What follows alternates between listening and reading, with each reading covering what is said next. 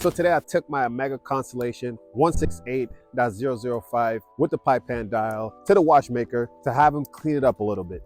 I know some of you guys remember in my previous videos, I showed you guys the crystal on this Omega Constellation, and on the inside, it had a black dot and also it had a speck of dust. Now I tried to overlook it, but I couldn't overlook it any longer.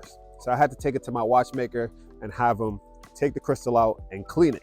You guys may also remember that I wanted a new crystal, an original OEM Omega crystal with the logo etched in the center. I don't want to go aftermarket and I don't want to spend over $100 for a piece of plastic. So I chose to just take it, have them clean it up a little bit. It does have the big scratch on it at the 5 o'clock now since they took the crystal out and put it back on. But I think overall it's in beautiful condition. It's the original crystal that the timepiece came with, so I can't be mad at that. But anyways, guys, in today's video, I really want to talk to you guys about a timepiece that I want to pick up by the end of this year, by the end of 2024 or early in 2025. And it's a timepiece that I had already.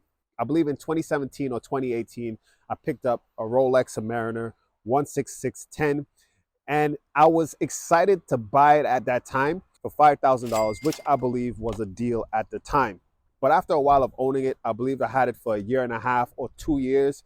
I just started to not see the value in the timepiece.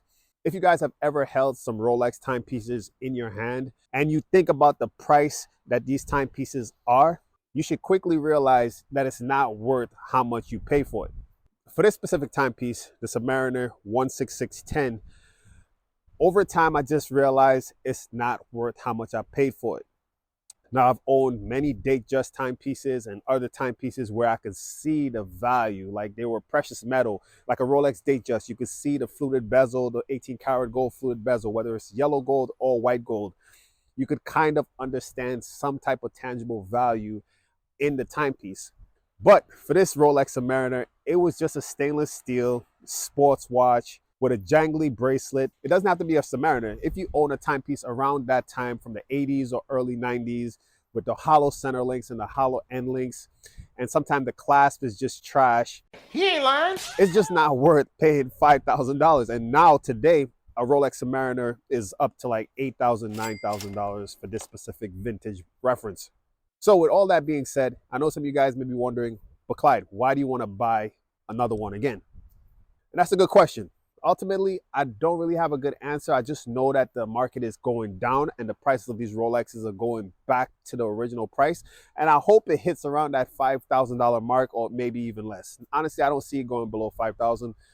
But if it hits $5,000 to $5,500 by the end of the year or early 2025, it hits that price, I definitely would pull the trigger on it because there's something I do miss about the vintage Rolex Submariner.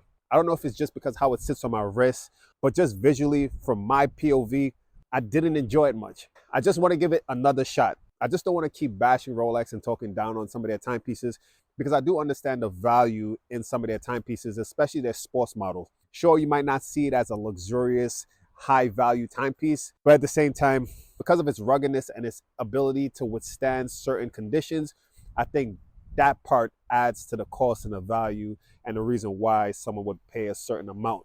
I really don't like buying timepieces because of hype.